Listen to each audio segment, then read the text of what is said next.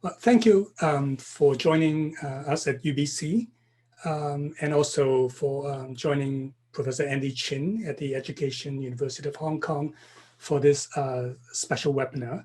My name is Leo Shin, and I am a faculty member of History and Asian Studies at the University of British Columbia. I'm also the convener for the Hong Kong Studies Initiative. So for those of you who might not be familiar with our initiative, I think it was founded almost 5 years ago at UBC to encourage the teaching and research of Hong Kong. And this year we are running a series of seminars online, of course, under the title City Archived. And the idea is to bring in different speakers to talk about different kinds of archives, different ways of recording, preserving information about Hong Kong. So this is, today we have Professor Andy Chin to give us a talk about one of a very interesting project that he is involved in, creating a corpus for Cantonese. So I also want to acknowledge that the University of British Columbia is located in the unceded, ancestral, and traditional area of the Musqueam people. And we are very grateful that we can continue to do our teaching and learning here in that land. I also want to mention our partners for this evening's event. Of course, this webinar is co-organized with the UBC Cantonese Language Program, headed by Raymond Pai, my colleague. And also I note that one of our other colleagues, Zoe Lam, is also here. She's also a lecturer in the program. So, and I also noticed we have other colleagues from other schools and other places who are also very much involved in Cantonese teaching. So welcome everyone. Also some other partners that are also have been very supportive of our event, of our events, plural, the Department of Asian Studies, the Department of History, the Center for Chinese Research, Asian Library, and the Institute, the Interdisciplinary History Research Cluster. So there are many units on campus that have been very supportive of us. So without further ado, I would like to introduce my co-moderator. Today we have Michelle To, a fourth-year student in the Department of Linguistics, and also a student associate for Hong Kong Studies Initiative. So without further ado, I will let Michelle do an introduction to Professor Chin. Thank you, Professor Chin. Good evening, everyone. My name is Michelle. So today we're very happy that we have Dr. Andy Chin here as our guest speaker. So this is like a little introduction to Dr. Chin. He's the head of the Department of Linguistics and Modern Language Studies, as well as Associate Director of Center for Research on Linguistics and Language Studies at the Education University of Hong Kong. Dr. Chin has a dynamic research profile. His research interests includes corpus linguistics, discourse analysis, sociolinguistics, and Cantonese linguistics. He has published in Journal of Chinese Linguistics, Language and Linguistics, Bulletin of Chinese Linguistics, Bulletin of the School of Oriental and African Studies, 民族語文語言學論叢, and among other venues. Dr. Chin has also received a number of prestigious research awards, Young Scholar Award of the International Association of Chinese Linguistics, the President's Award for Outstanding Performance in Research at the Hong Kong Institute of Education. In tonight's talk, Dr. Chin will introduce the Cantonese Digital Archive developed at the Education University of Hong Kong, the corpus of mid-20th century Hong Kong Cantonese. It has received much attention from the media since its launch in 2012, and it has won the Gold Medal of Special Award at the Silicon Valley International Invention Festival 2019. Please join me in welcoming Dr. Chin.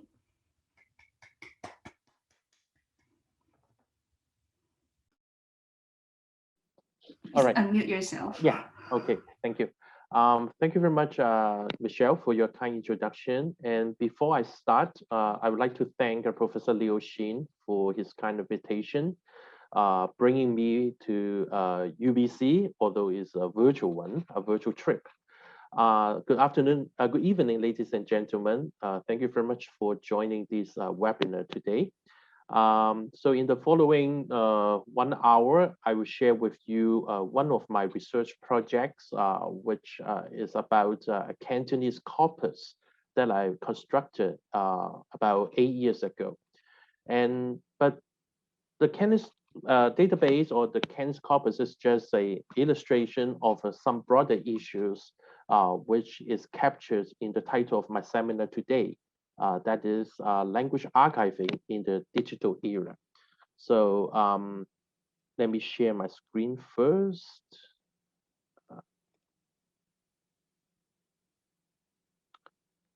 Okay, can you see my screen? Yes. Okay, good. I did my doctoral degree in Seattle, U of Washington, almost 2 decades ago. And which is 2 hours driving from Vancouver, BC. So at that time, when I had time, I usually drove up to Vancouver to meet my friends and also to enjoy the food here in Vancouver, like those cha chan teng. Besides the food items, I think there is another thing that I can feel at home at Vancouver, that is the language. Because at that time, I can basically hear Cantonese everywhere in Vancouver, especially in the Richmond area and also in the Chinatown. So as you can see, the language can help me to get back my identity, especially for an overseas student studying in an English-speaking environment. And also, when we look at human languages, actually, they are not just something like grammar rules, pronunciations, or vocabulary spelling. This is what we learn from the language classes, right? But usually, in fact, if we try to examine our language closely, actually we can see many interesting things behind, especially the various issues that help to shape the language and also for its development. So that's why I say language can be like a telescope through which we can see many things interacting behind. So today I want to talk about the project I just mentioned, the Cantonese corpus, and specifically I want to bring you to the notions of language archiving in the digital era. And in the topic of this talk, there are 2 phrases, language archiving and the digital era. So language archiving, of course, is a subdiscipline in the field of linguistics, which belongs to a broader domain called humanities. In humanities, besides linguistics, we also have other areas of studies like literature, history, archaeology, anthropology, law, maybe sometimes as well as music and creative arts. And digital technology, of course, we are talking about digital technology, digital era, that is computer stuff. So when we say doing linguistics work in the digital era, actually we are talking about the cross-fertilization between linguistic studies and digital technology. And in fact, in the past 3 decades, we have seen a new field emerging in the academic world, which is called digital humanities. So basically, it's the combination of digital technology and humanities studies. When I introduce this term to our students, digital humanities, their first reaction is that they will try to ask the question, do we need to write algorithms or do we need to know about programming languages? That is their first reaction. And to me, the answer to this question can be yes or no. Now, of course, if our students or if scholars can make use of the technology, they can write their own programs to help their research work, that will be fine. But here we have to you don't have to worry, because we are not saying that we need to build a Siri system. We are not building a Google Translate, that kind of big system. Actually, it could be as simple as like a search engine of some digitized text, or it could be something like annotated video clips, videos with some annotation about the utterances made in the videos, that kind of thing. So if we can have some knowledge about programming or some computer technology that we can build in our humanities work, that would be fun. But at the same time, the answer can also be no, because we can always find people to collaborate with. So we can work with some computer scientists, computer engineers, AI people to do this for us. And also, we should be aware that there are many freewares, softwares, or apps available on the internet that we can make good use of. So we don't have to start from scratch to write the programs again. But at this juncture, I would like to highlight that for the phrase digital humanities, the focus is still on humanities. The head of the phrase is humanities. Digital is only a modifier. So we are trying to use digital technology to facilitate our research work in humanities.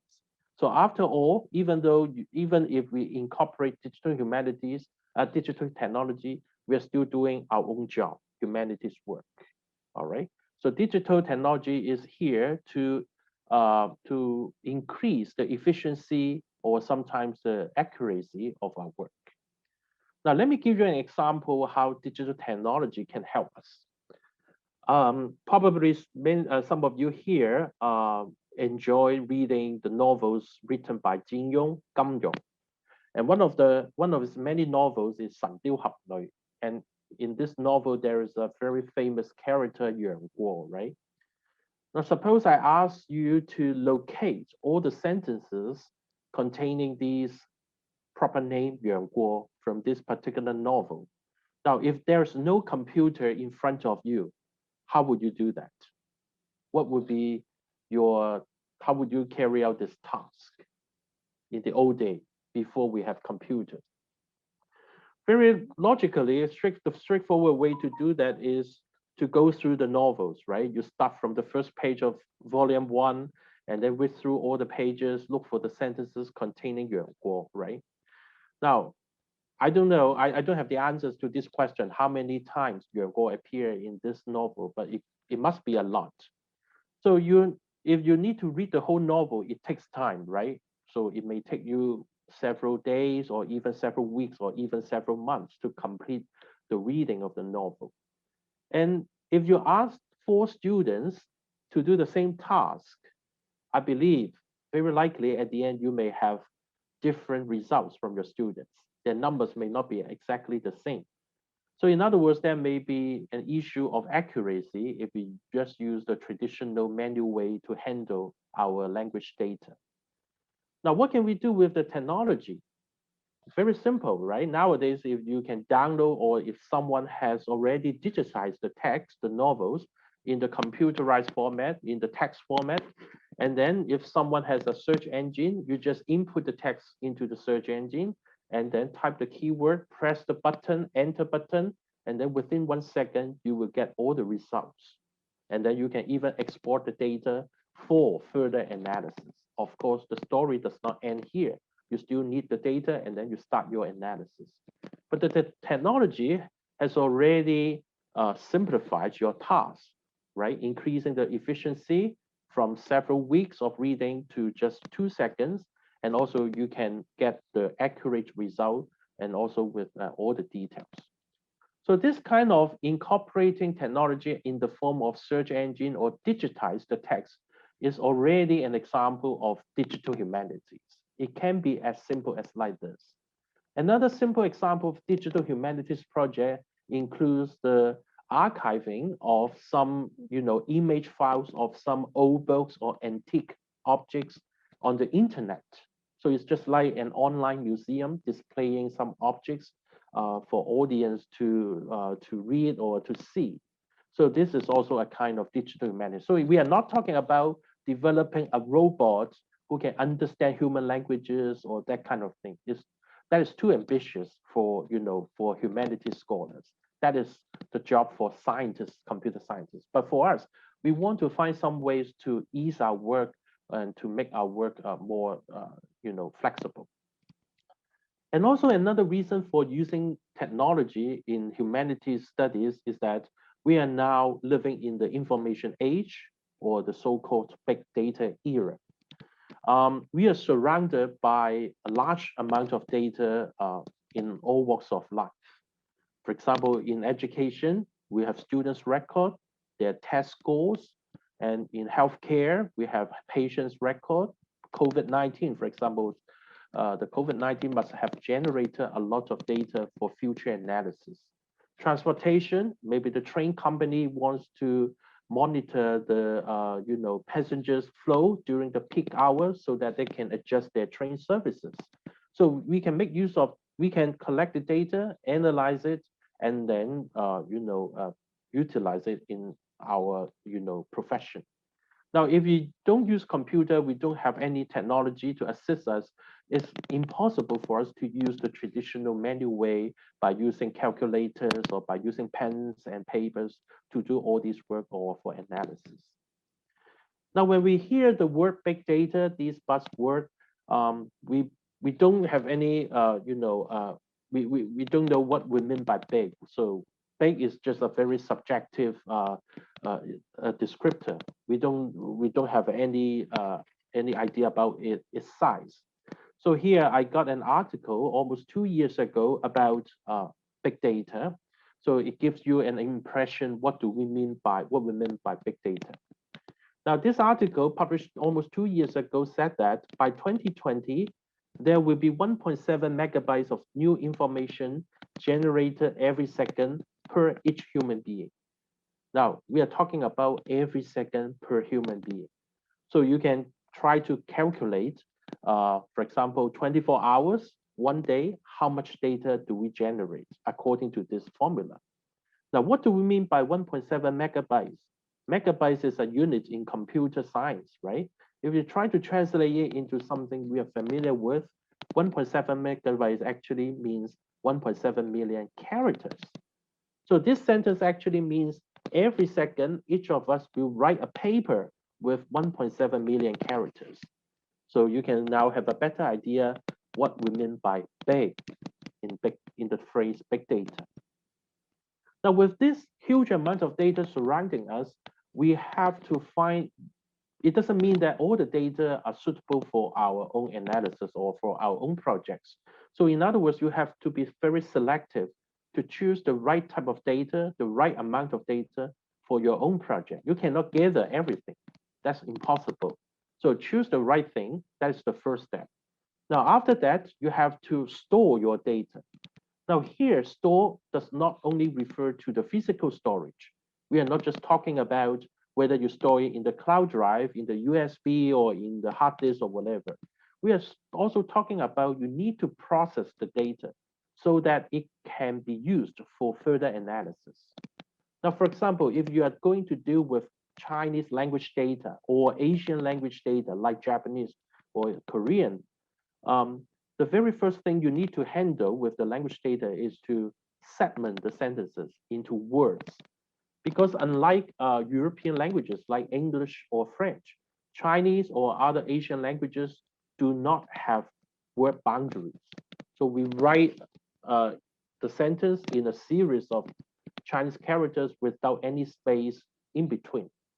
So if you want to handle or you want to compile word list from your data, language data, you first have to do segmentation.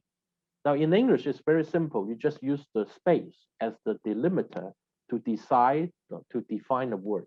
But in Chinese or in Asian languages, you need to do one more step, that's to segment. So this is what we mean by to store the data, because without doing this part, it's hard for you to process or to analyze your data.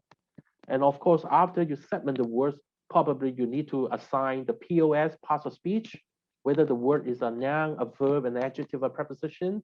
And also you may want to assign the pronunciation to each of these segmented words as well. And also probably you may also want to provide some metadata to your segmented data.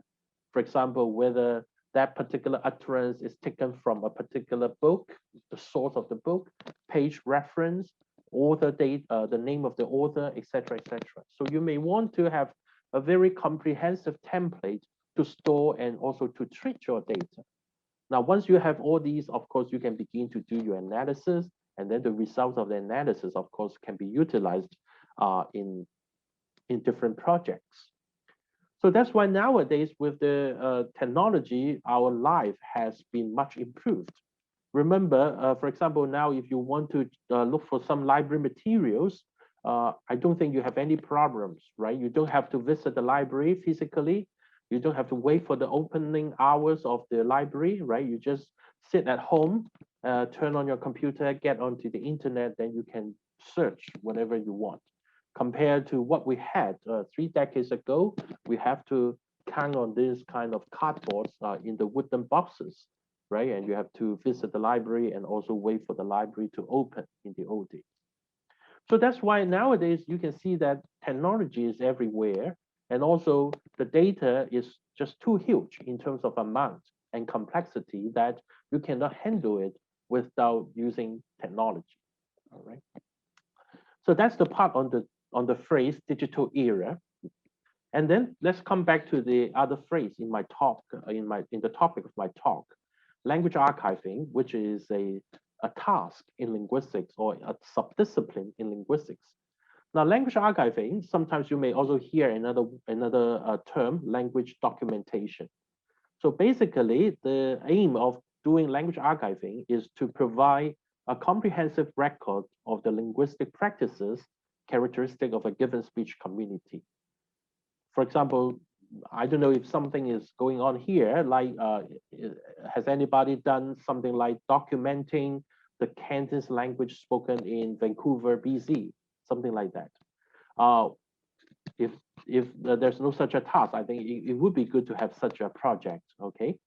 Now, this is so you may want to keep a record of the grammar, the sentence structures, the vocabulary. So how does that language call the sun, the moon, the neck, the hair, the eyes, and nose and hands, so we can have this kind of record. And at the same time, we can also, of course, we need to note down the pronunciation, the phonology of the system of the language. Okay.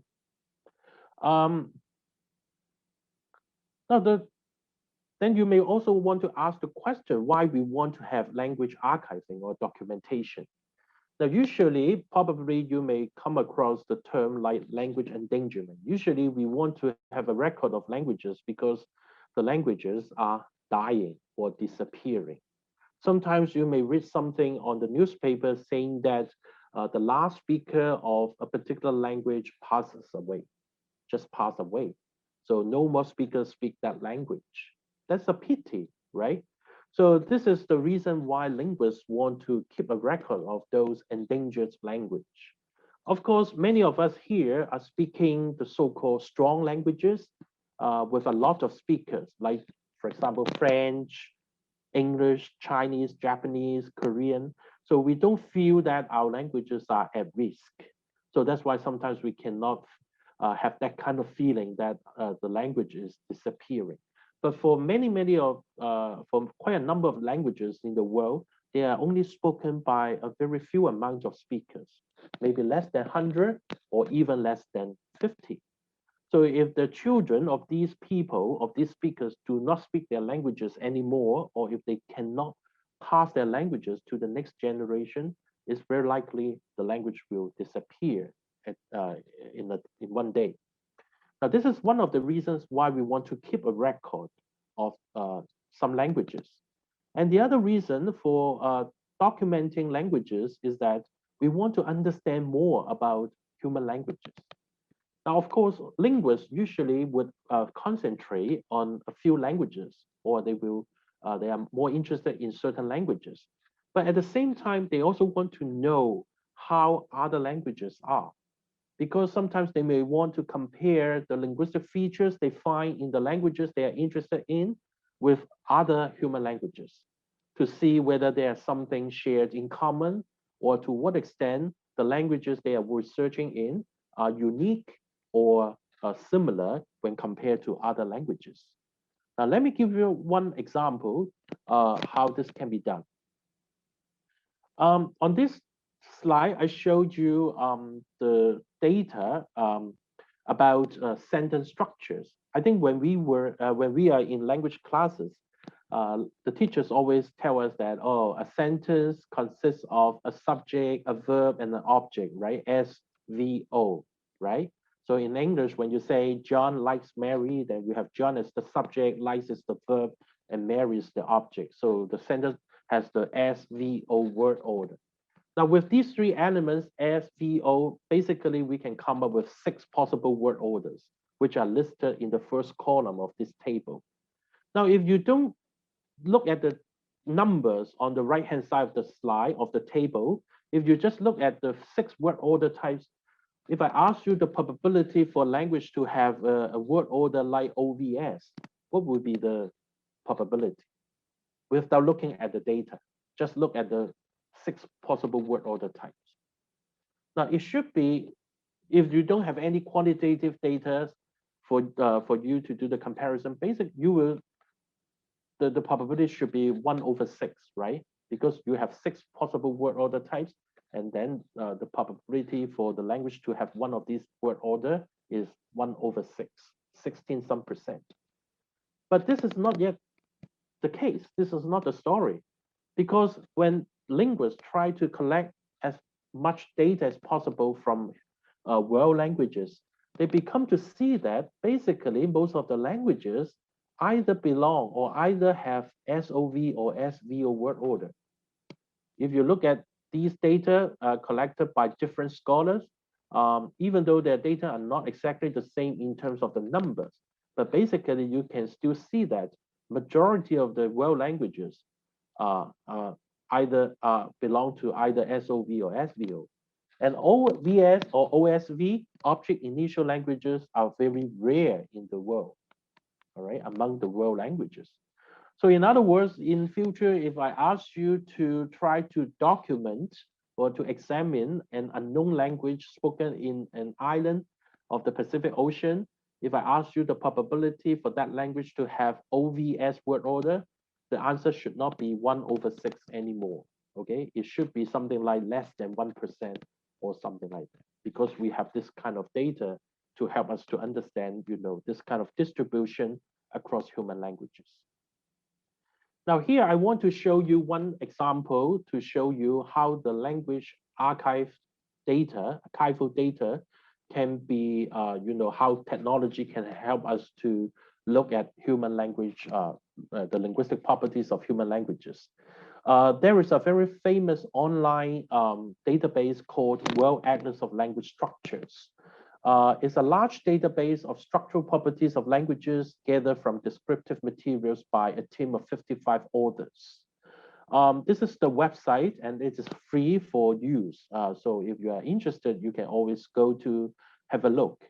Now, let me give you an example of how the technologies how fantastic our technology is. This is one of the features they show in the database, which is about tones. So they showed you on an interactive map the distribution of languages with different types of tones. So those white circles represent those languages that do not have tones. And those with the pink circle with a simple tonal system, while those with red circle represent those languages having complex tone system like Cantonese, right, with 9 tones.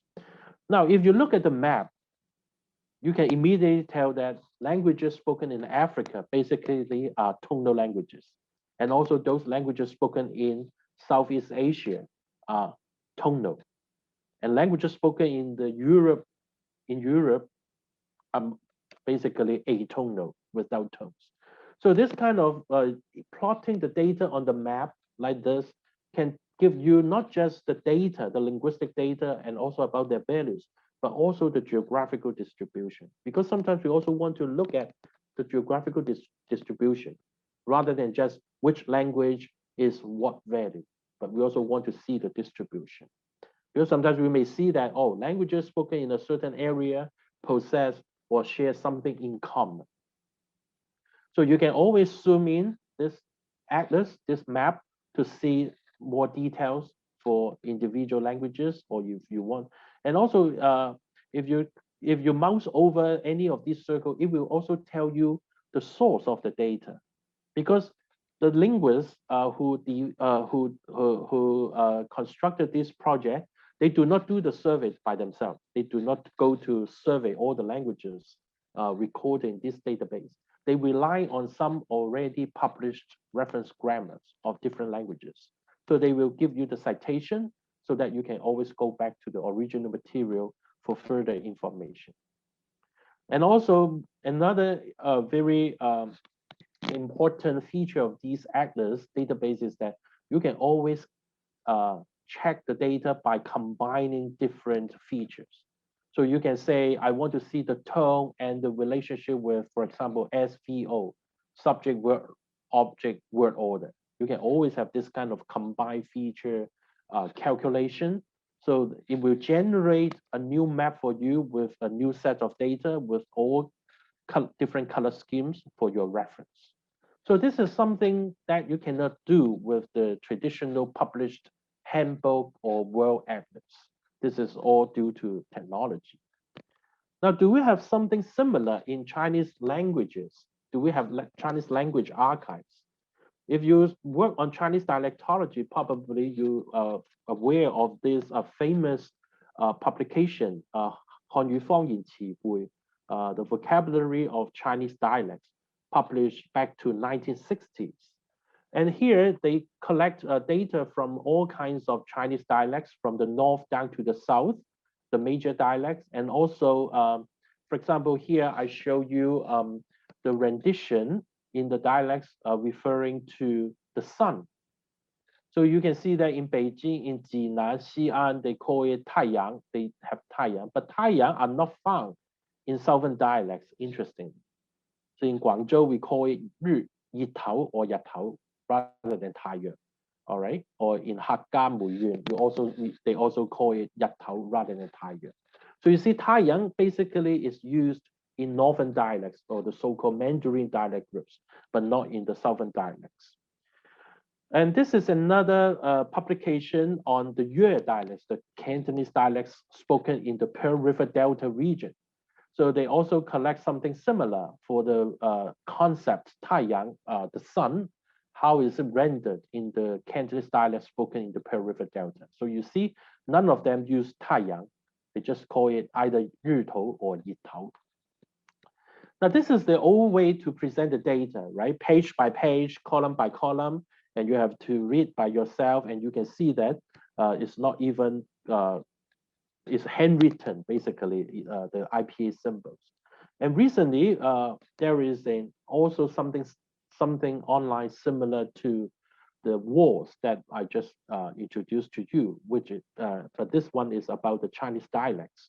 So we have something similar here with a very interactive map showing you the data of the Chinese dialects. So now they have something like this. There's a map showing the sun. And now you see the color scheme immediately tell you the distribution. In fact, for 太阳, 太阳 is what? Which one is 太阳? Let me see. I don't have.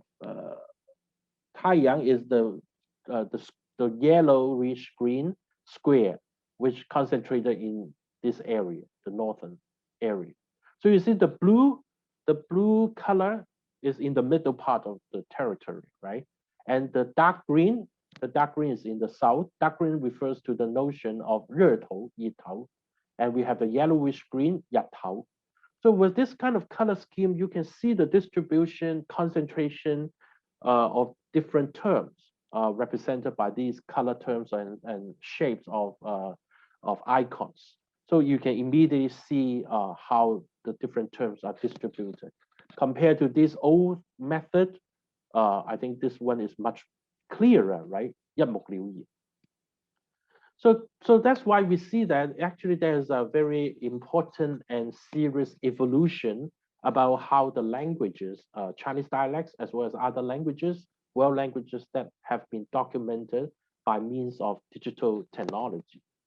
Now, let me come to the project, the corpus of mid-20th century Hong Kong Cantonese, 20世紀中期香港粵語語料庫. As you can see from this homepage, there are two phases. The first phase was launched back to 2012. That is 8 years ago.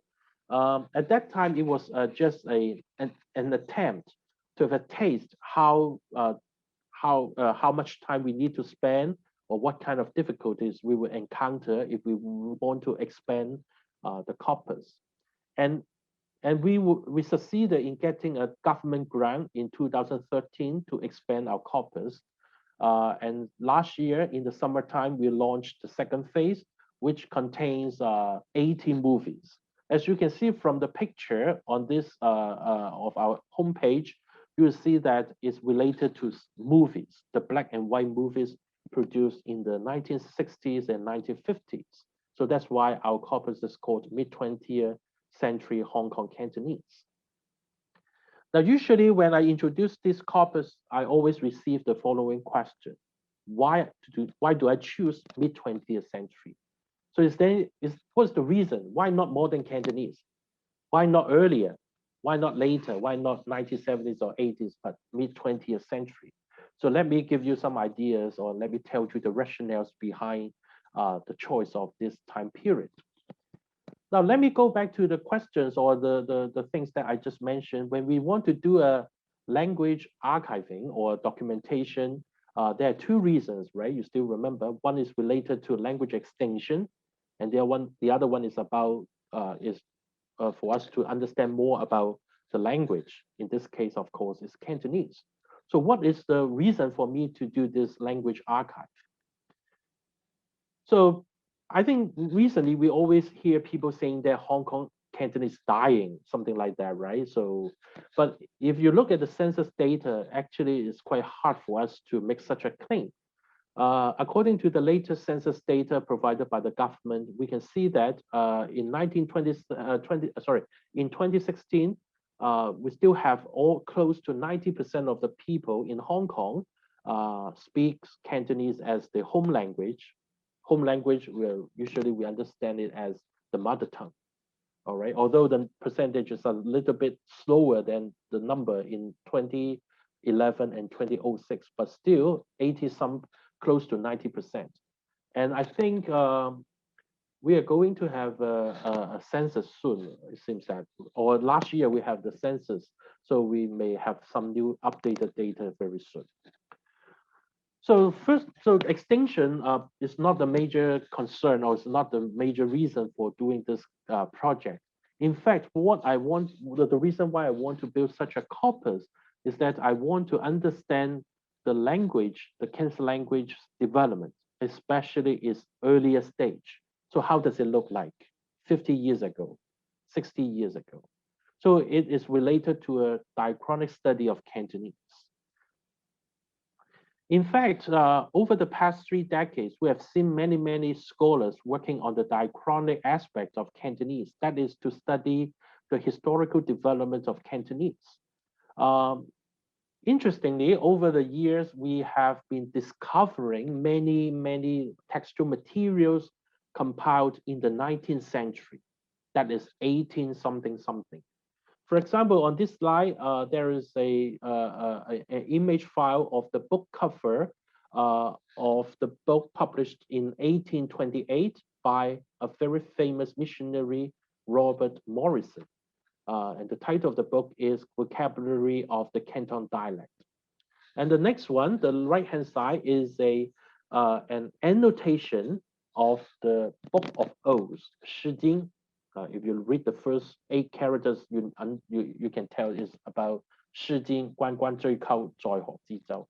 And these little characters, these tiny characters, are Cantonese annotation of these lines of the 詩經.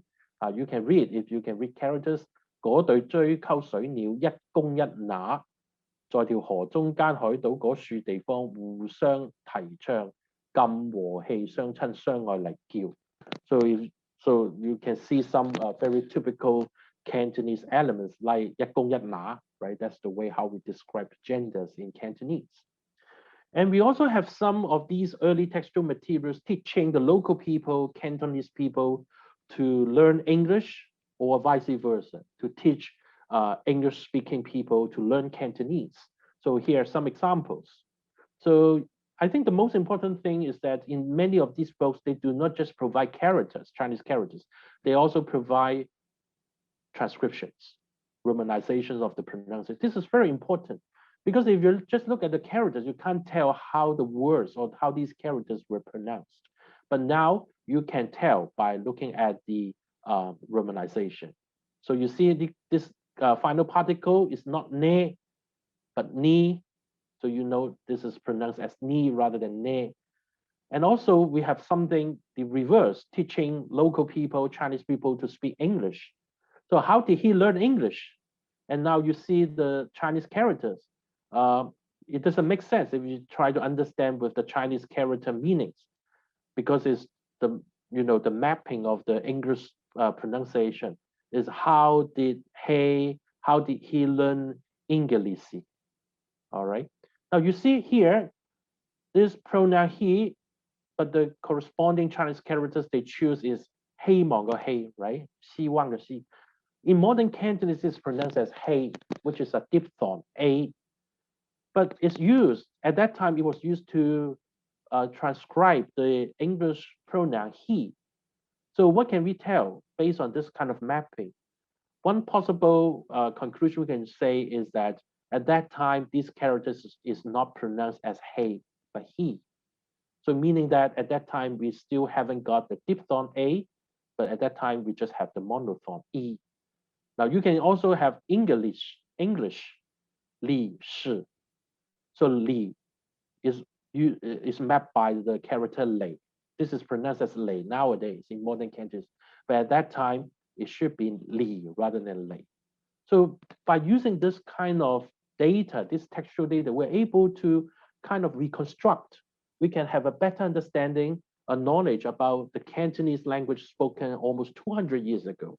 This is very important because these materials faithfully record the language, capture the language spoken of the time. All right. So this one is taken from a book compiled by Dyer-Ball, which is another important contributor of these early textual materials. I'm sorry, I didn't enlarge the page on the left-hand side, but here, this chapter or this section is about the sentence final particles of Cantonese. So Dyer-Ball is trying to illustrate how the Cantonese sentence final particles are used. For those who know Cantonese well, you know that final particles is one of the very important features in the Cantonese language. But if you want to use those materials, you have to, just like what I said in the Yuan example, you have to read through every single page for locating the items or the features that you want to investigate. When I did my PhD studies, I make use of 40 some of these textual materials, and some of them have 600 pages. So you have to read through every single page in order to get the examples you want so that you can do quantitative and qualitative analysis. So it would be good if someone can try to convert these textual materials, scan images into something like searchable database.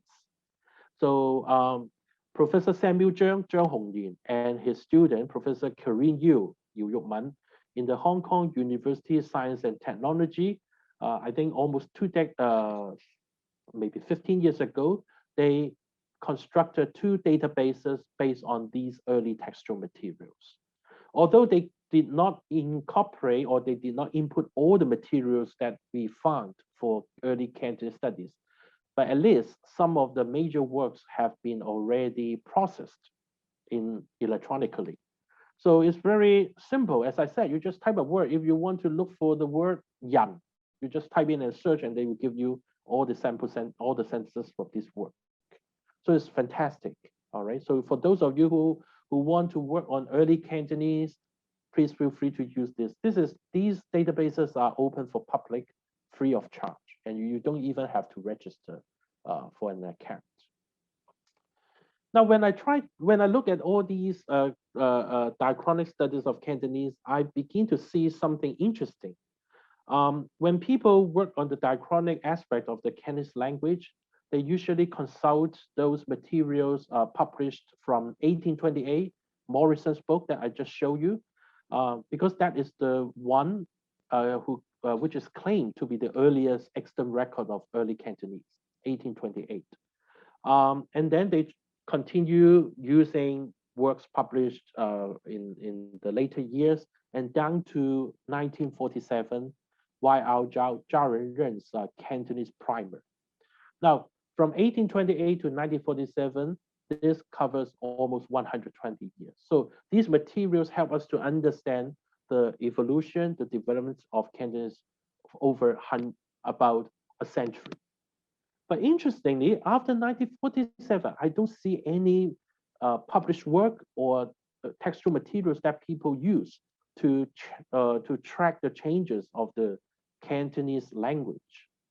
So it's interesting for us to see that, for example, from 1947 to 2021, we have gone through another 70 years.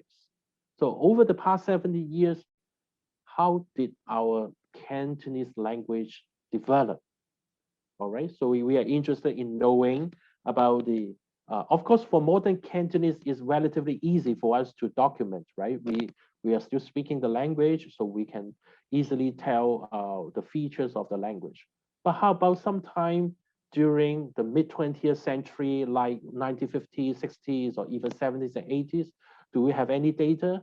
We don't have much textual data, to be honest, because we don't see many publications on the Cantonese language after the mid-20th century. So at that time, so that's why I think mid-20th century is very important, because it can be like a pivot or a bridge to link the earlier the data of 19th century and modern Cantonese. Now, if we want to process or to analyze the data of mid-20th century, then we need to look for the data, right? As I said, you need to identify the data, choose the right type of data for your own project. Now, for collecting language data, especially the historical data, there are two approaches. One is called the real-time and the other one is called apparent time approach. For the apparent time approach, is usually done by, for example, fieldwork investigation. For example, by interviewing some old speakers, like our grandparents or even great-grandparents, try to elicit information from them and trying to argue that the language they are speaking now is somehow or somehow keeps the features of the old days. That's the way how we usually do in fieldwork analysis. But of course, sometimes it's not reliable because we cannot guarantee our grandparents, are still speaking the same language, right? After 50 or 60 years. So at that time, I tried to see whether we can take the real-time approach. Real-time approach means that we want to look for the language that was actually produced in the time period we are interested in. So just like those early textual materials in the 19th century, they were compiled, recorded in the time of 19th century. So of course, at the same time, we also want our data to be authentic and natural. We don't want to have make up sentences or something very unnatural. So when I try to combine all these factors together, and then I think of the movies that I watched when I was young. Because in the 1980s, the two TV companies, TVB and ATV, in the morning, they showed these movies from 10:30 to noontime. And I went to, afternoon section. So that's why I can spend the morning time to watch these movies.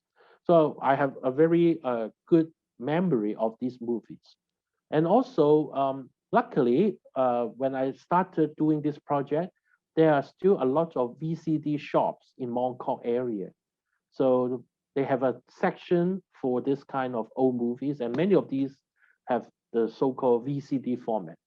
And it's very cheap, $100 for 100 Hong Kong dollars for 3. So I think I bought about 80 or 90 VCDs movies back there. They are all in my office now. So we started to build this project by transcribing the dialogues from these movies. It's not an easy task because they are quite natural and all very authentic, and sometimes you see a lot of overlap in speaking in their speeches. So we need to spend a lot of time to to sort out the actual utterances. And sometimes the quality of these VCDs is not very good in the sense that sometimes we cannot hear the utterances clearly. But if you look at the data, sometimes we can see something very interesting. One interesting development of Old Cantonese to modern Cantonese is about the yes-no question. Now, in modern Cantonese, when we form the yes-no question, we put the affirmative and negative part together. 有冇錢? 去唔去? 食唔食? Go not go. Okay? Yes, not, have not have. 有冇? But in early Cantonese, back to 19th century, actually, we see this kind of usage. 有讀書冇? So we would ask something like 有錢冇 rather than 有冇錢. That is the old form. But interestingly, in this particular case, we find that these two utterances, the old form in the first sentence and the new form in the second utterance, were made by the same actor, Leung Seng-Bo, in the same movie. So in other words, this actor made use of two forms, the old form and the new form at the same time. This is something for linguists would find very exciting to see the hybrid or maybe the coexistence of new forms and old forms in the language. And we also have a lot of old forms for this kind of question in the movies, like 嗰件嘢有咩線索冇啊? But if you ask young people nowadays, they would laugh at this utterance. They would not consider this natural, because in modern Cantonese, we would say 有冇咩線索? 你有冇講大話 rather than 有講大話冇. But this one is even more interesting because we have this example, 有冇食過咩燉嘢補品冇? So this 有冇 is the modern form, while this 冇 at the end is the old form. So it occurs in the same utterance. Although we just find one single example from our database, but I think this one is very illustrative and very impressive. So let me give you some background about my Cantonese corpus. So basically, we want to archive, of course, the Cantonese language, but of course, it's only a portion of the Cantonese language spoken in Hong Kong half a century ago. And we have data, we transcribe the utterances or the dialogues from 80 movies altogether in the two phases. And we have almost 900,000 character tokens. And we try to cover as many speakers as possible. If you just focus on one or two actors or actresses, people may argue, well, this feature is just an idiosyncratic property of this particular actor or actress. So we try to have a widespread or a wide range of speakers in our data. And as I said, we need to process the data like segmentation, parts of speech assignment, verbs, nouns, adjectives, and also the yuping, the pronunciation. And in our phase 2, we also try to incorporate the video segments so that you don't just only have the transcribed dialogue, but also for some of the data, some of the results, you can also watch the video segments so that you can understand better how the utterances was made. Now, for doing the transcription job, we don't have to devise our own thing because there's already some nice annotation tools available for us. There's a very famous one called ELAN, developed by the Max Planck Institute for Psycholinguistics.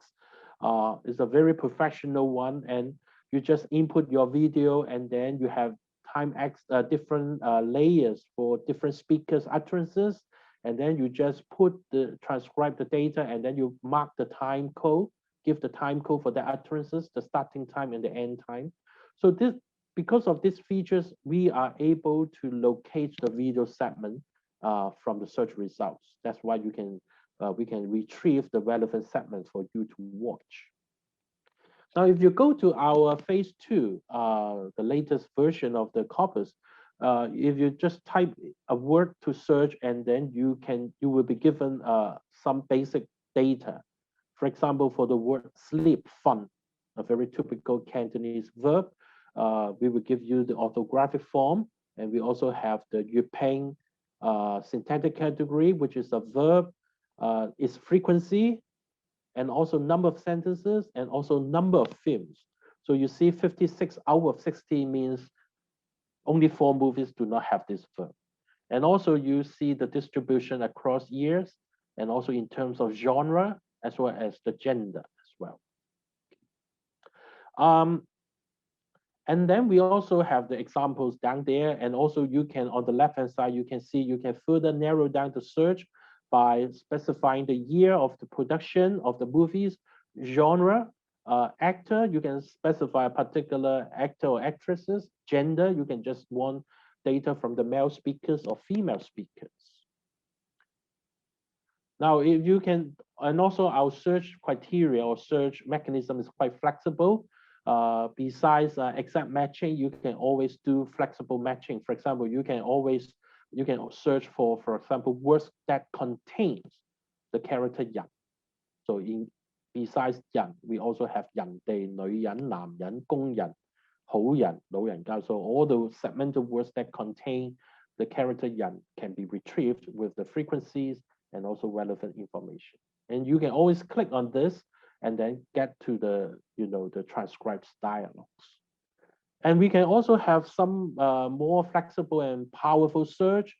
You can always look for something like verb plus aspect marker.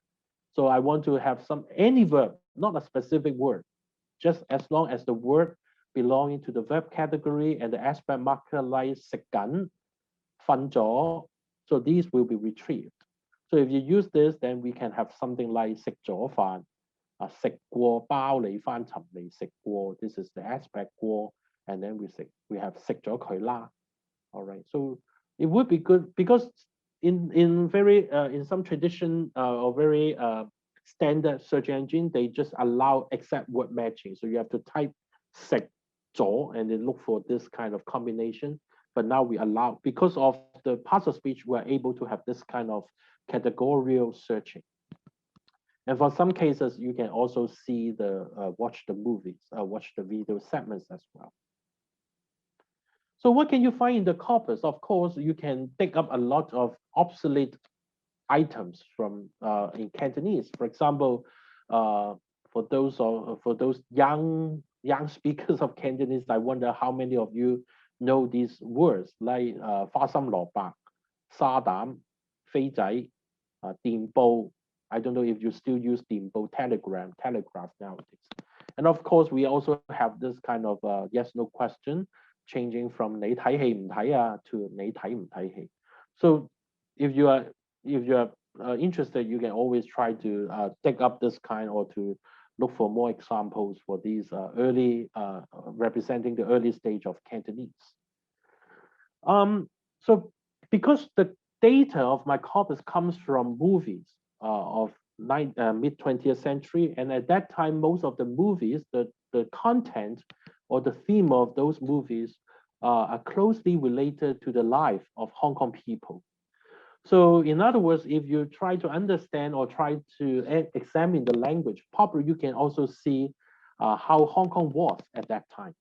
So sorry to interrupt. Yeah. We're mindful of time, and we will. There's like 10 minutes left in the part, and we will enter Q&A section. Thank you. Okay, thank you. Okay.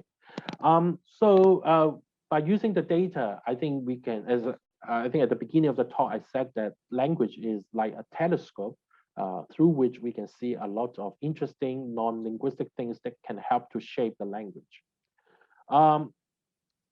So I think there is a very famous Sapir-Whorfian hypothesis dealing with the relationship between language and culture, as well as the views of speakers.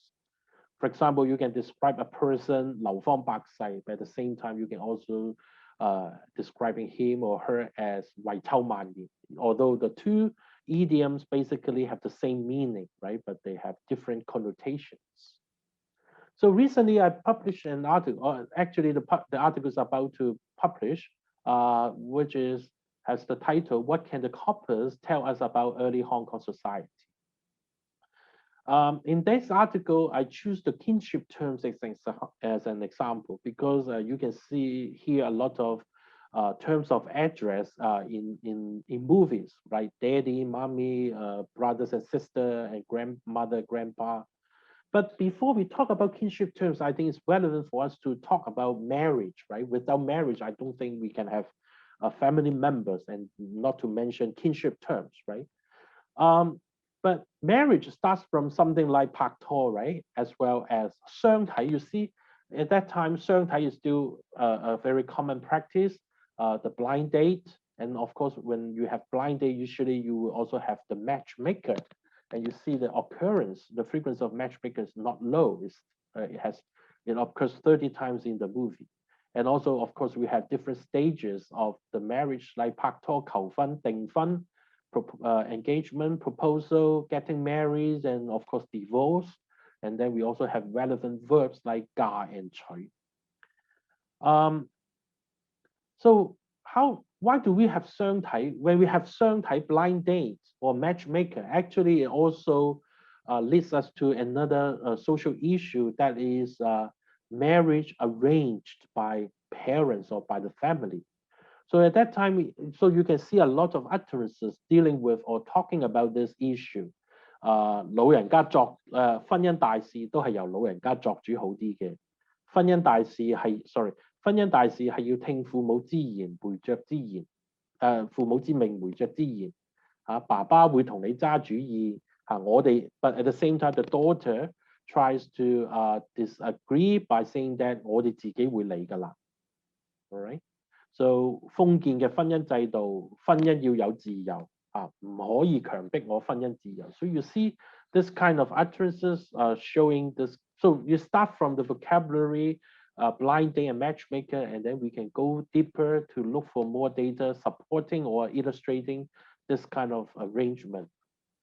And it will be interesting for us to compare the two verbs, 取 and 嫁, because if you just look at these two verbs, you may say, well, one is from the male's perspective and the other one is from the female's perspective, right?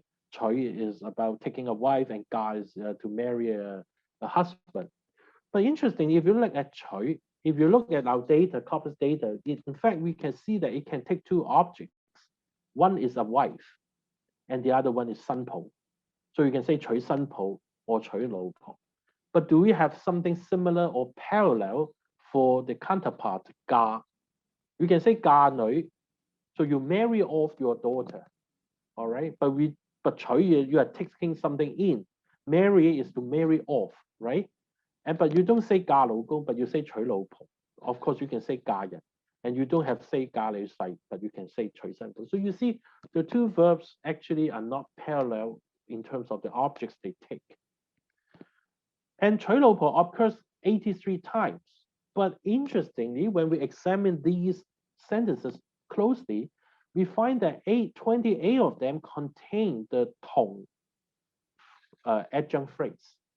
同 in Cantonese means on behalf of or for, all right? So it means to take a wife for somebody or on behalf of somebody. So here is an example. 同你娶老婆. Now, when you say 同你娶老婆, it's a little bit different from saying a boy marries a wife or takes a wife. Because when you say 同你娶老婆, actually the subject would be the family or the parents rather than the son, right? 阿爸同你娶老婆，阿媽而家同你娶老婆 right? So 你快啲話俾佢聽，同佢娶老婆咁咪得咯 all right? So you see, if you just look at 娶老婆 83 times, you just take it on the face value, okay, take a wife. But if you examine the sentences again closely, you begin to see 28 of them out of these 83 contain these adjunct phrases headed by 同. So this again shows that we have more. We have some examples supporting or illustrating that at that time in the mid 20th century, marriage is still planned or arranged by the family or by the parents.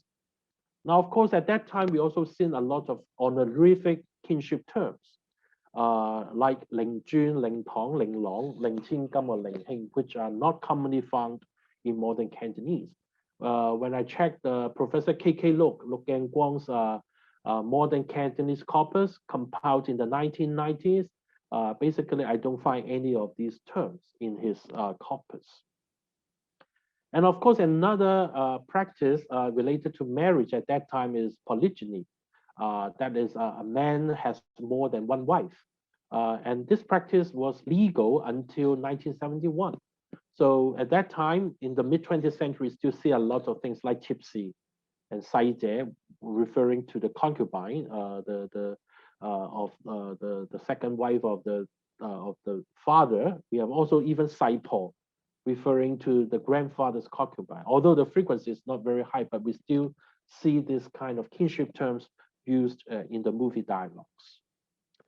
Okay, so I think it's time for me to sum up, to give you some ideas about doing language archiving in the digital era, to illustrate that this is an example of digital humanities and in the importance or the usefulness of digital technology in humanities studies. And also we touch upon the reasons why we want to do language archiving, especially for the project, for the database that I constructed, the Hong Kong Cantonese corpus, the digital archiving of Cantonese. So I briefly introduced to you the rationale, the data source, and the data treatment, and also the applications of the archival data for humanities studies or trying understanding the language, the interrelationship between language and society. So I think I've stopped here, and I'm happy to take questions and comments from the floor. And thank you very much for your attention. Thank you. Thank you so much, Dr. Chin, for your presentations. And there's a few questions from the chat area. So Dr. Lee Denick of Stanford has asked a question. To what extent was Hong Kong Cantonese before mid-1950s influenced by other Cantonese varieties such as Say Yup and other dialects as well? Oh, very, very interesting question. I have to say that I don't have an answer right now because I haven't understood. But in some of these movies, I think there is a very famous actress called Dang Big Wan. I think in some of these movies, she tries to use I think it's not Say Yup Wa, but Sek Kei. I think she tries to speak, use Sek Kei Wa to speak in the language. But at that time, based on the data we collected, we don't see much influence, or we don't see much items of Say Yup in the movies. Maybe it's because at that time the movies is still used as a kind of entertainment, so it has to meet the general public's need, and if most of them still mainly speak the so-called the mainstream variety of Cantonese, probably Say Yup Wa would not be used that much. But I don't have the answer to this for the general situation of Cantonese influenced by the Say Yup Wa at this moment. I'm sorry for that. But we can see that. Oh, one thing I may supplement here, based on some scholars' social linguistics survey, based on the census data, what they see is that some speakers or some Hong Kong residents who speak non-Cantonese dialects, like including the Say Yup or Qiu Zhao or Shanghainese, they see these people trying to shift to speaking Cantonese rather than keeping their mother dialect when they reside in Hong Kong. So I think the influence is probably the reverse. Probably is the the Cantonese language influencing their language. But of course, I think the one of the very typical examples in that we can see the influence of Say Yup Wa into Cantonese is about referring Zai, the son, as Doi, right? 佢個仔，佢個 Doi. I think this is a very typical thing. But for some other words like 電話, I think in Toishan is called 喊線, right? But I don't think in Hong Kong people use Hamsin, but I think probably in Vancouver, probably, or in San Francisco, probably you still hear this. So I think, so they are always interacting, but I think the Cantonese, when we say Cantonese, we are referring to the mainstream Cantonese that exerts more influence on other Yue subdialects or Cantonese subdialects.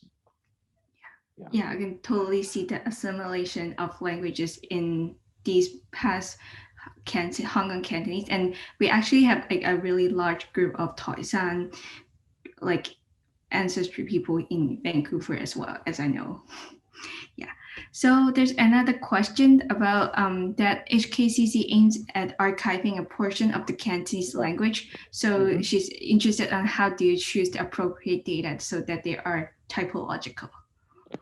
Well, because I think we need to have some assumption when we do this project. We try to document, or we try to take it as representing the language that was actively used in the society, in the Hong Kong community at that time. So as I said, if you want to choose a sub-variety of the language, like some of you asked about, say, Yabhua or other Sun Dak, for example, then you have to switch to, or to look for data that is relevant to that particular variety of the dialect. Because we have the assumption that the entertainment industry at that time will use the mainstream language. So the language, I think most of us, if you try to watch these movies, very likely most of the utterances you can hear are quite intelligible, only in some cases where the actors or actresses try to use another dialect to do the conversations or to in the movies. Otherwise, I would say the movies or the dialogues, the utterances we use basically represent the language of Hong Kong of that time. Of course, we do have some data, I mean, but we don't take it because the nature of the project is mainly about the general description of the language. So yeah. Typological, what do you mean by typological here? Appropriate data so that they are typological.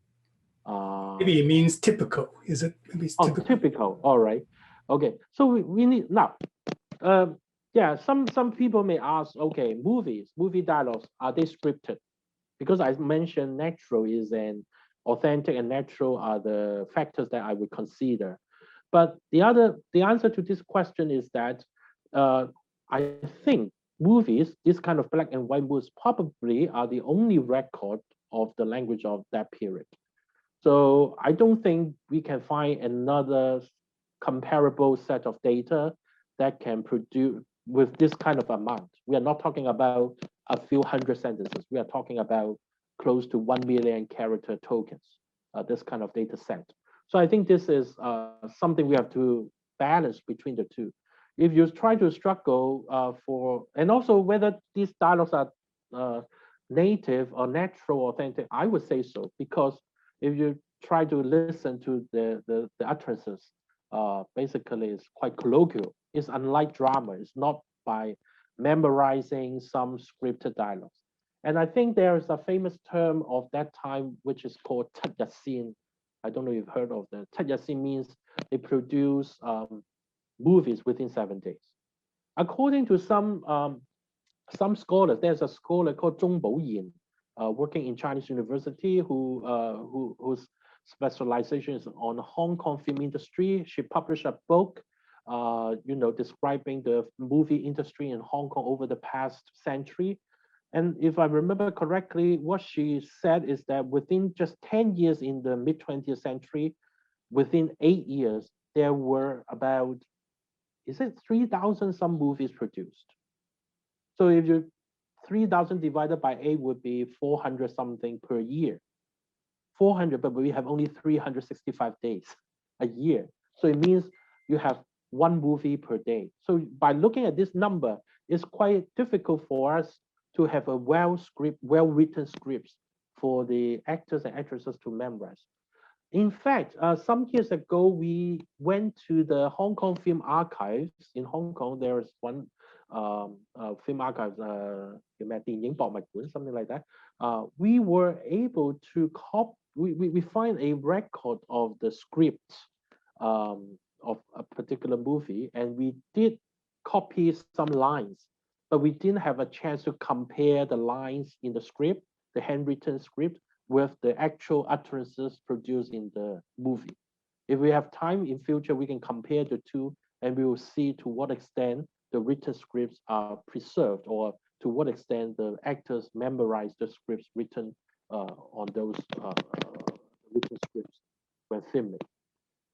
So I think, yeah, that's the reason why we can only choose movies, because I don't find, if you can think of any other source of data that can provide this amount of, in terms of data amount and in terms of the representativeness for understanding the language of Hong Kong back to half a century ago, please feel free to share with us so that we can start, probably we can try to start a new project for use to use that kind of data as well. Thank you, Dr. Chin. Yeah. Yeah, given that there's so many varieties in the database, so does any of the movies that Yu Chanping has any Danga speaking characters? I don't pay attention to that, because we didn't transcribe. If you want to know about Danga variety, probably you need to pay closer attention, not just the actual content of the utterances, but also the pronunciations, because Danga and Cantonese are quite close in terms of pronunciation, although we notice some discrepancies, differences between the two phonological systems of these two subdialects. But in our transcription, we basically transcribe the dialects into characters first. We didn't do the phonetic transcription, because it's quite difficult.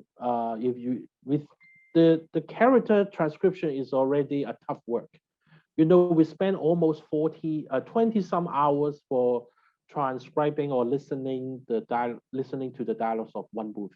That is the first step. And then we still have to go back and forth to, and also we have a lot of overlap utterances. We have to sort out the overlap, or how to present the data in the ELAN platform to represent them in different tiers.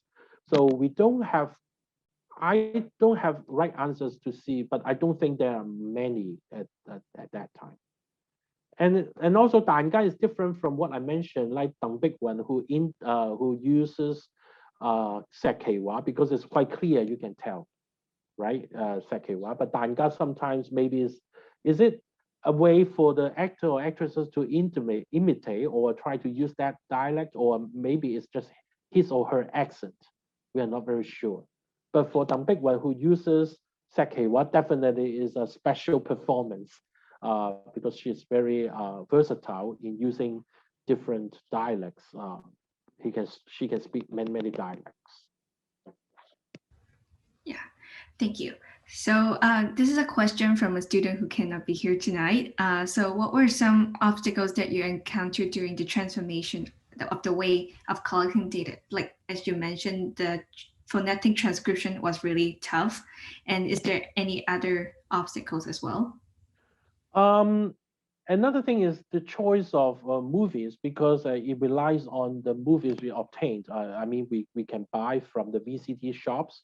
And also we need to balance out in terms of the years. We don't want to concentrate, or we just don't want to have the movies concentrating on certain years.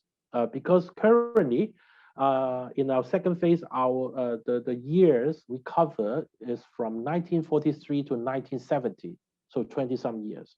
And we try to keep a balance so that it's representative in terms of years, in terms of speakers, as well in terms of the topic. We have three types or three genres in the movies we selected. The first one is a melodrama. It's something like love affairs or family sin. And the second one is related to tragedy, or the detective, should be detective, or the suspense movies. And the third one is comedies, Xiupin. So we try to get data from this, and also And sometimes it's hard because Leung Sengbo always appear in this movie. Sometimes you cannot get rid of him. So we try to pull in other as many actors as possible when doing this.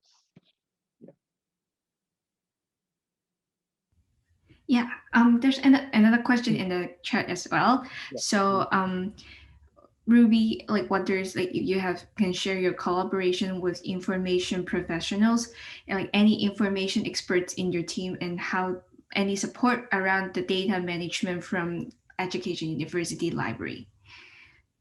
I would say at that time we haven't got much support. I won't say support, but I have to say that at the very beginning, I started this project as a linguistic project, because as I mentioned, the reason why I want to develop this corpus is that I want to know more about the language of the old days of Hong Kong.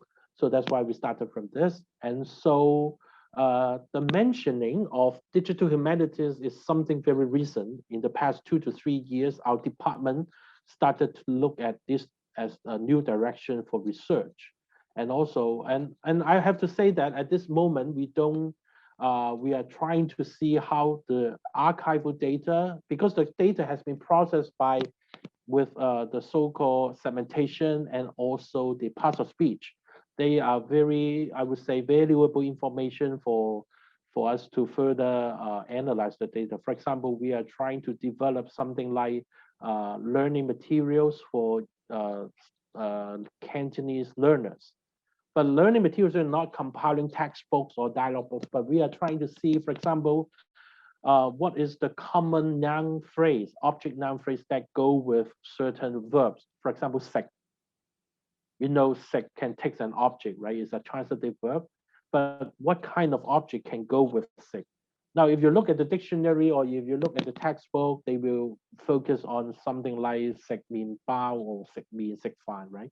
But we want something real or reflecting the real language or the actual language use. So we are trying to see whether this kind of database and also other language data can help us to know more about the actual use of the language. Because for some learners of Cantonese, if you just teach them something very theoretical, then there's no use. Especially in Hong Kong, we have many so-called non-Chinese speakers who want to learn Cantonese for practical needs.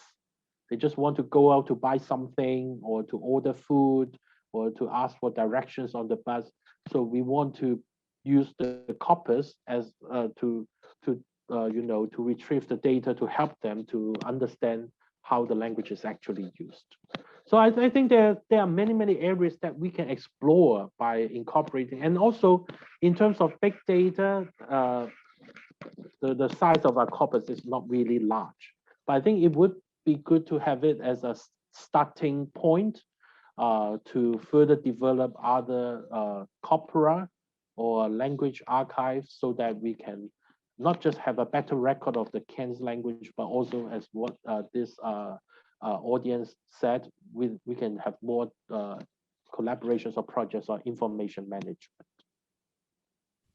Yeah, as you mentioned, for the corpus, there is a lot of use, and then I wonder how do you expect we can incorporate this archival work into language learners, for example, especially for Cantonese learners in Vancouver who grew up in an English dominant area, but then with their heritage speaker, but then they actually lack of the environment to use Cantonese. So how would using this archival work helps in their Cantonese learning journey? I think, for example, the good thing for using corpus is that it can generate frequencies in the sense that, for example, if you want to teach verbs, you are going to teach verbs to the learners. Now, if I ask you, select the 10 verbs that you're going to teach. Now, if you ask 10 teachers, probably they will give you 10 different lists, because the selection is probably based on their preference, their experience, right? But if you have something like this corpus, we are able to generate the word list, and you can tell which verbs appears the most, at least in our corpus. So it gives you some ideas what kind of words to be taught first, How about sentence-final particles? Which particle occurs the most in utterances?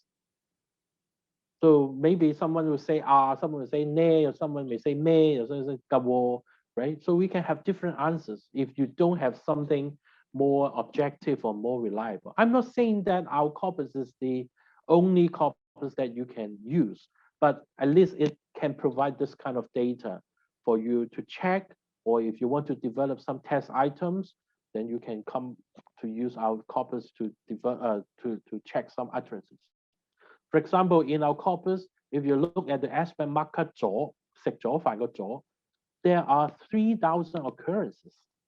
So I would say no, it's hard for you to come up with this amount of data, right? If you don't have a corpus in hand. So I think I would say this is I won't say this is the only method, but it provides an alternate way for people to explore the language, or maybe to know more about to design their teaching or learning materials.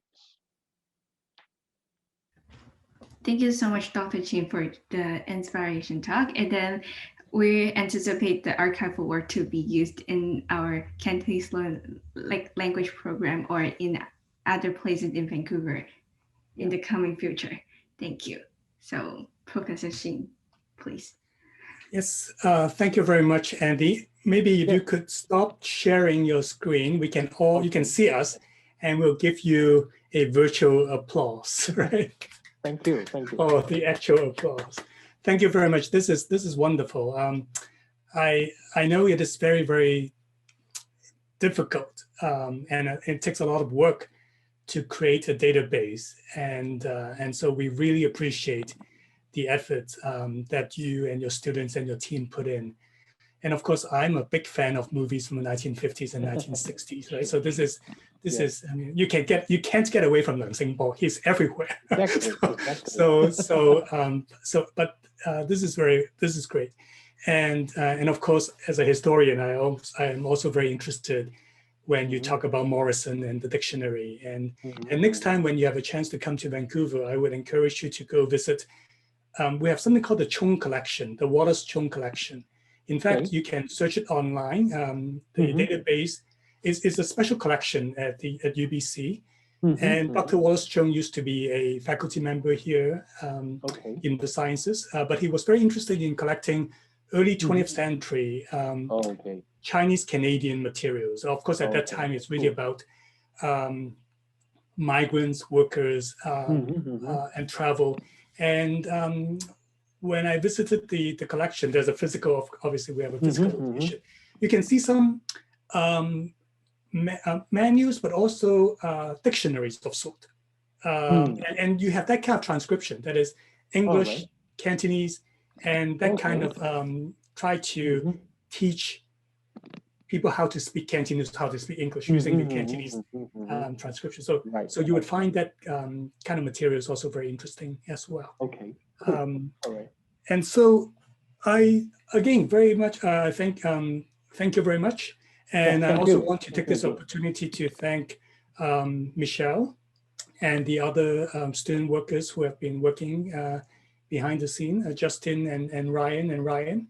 And also thank you all of you who take part in this conversation. And thank you, Raymond, for introducing us to Dr. Chin. And so I think we'll draw it to a close. And for those of you who may still have some questions for Dr. Chin, you may stay behind. We will, after the ending of this formal proceeding, Dr. Chin has agreed to stay behind to take a few more questions. And so thank you. Yeah, thank you. Thank you again. Thank you for your time.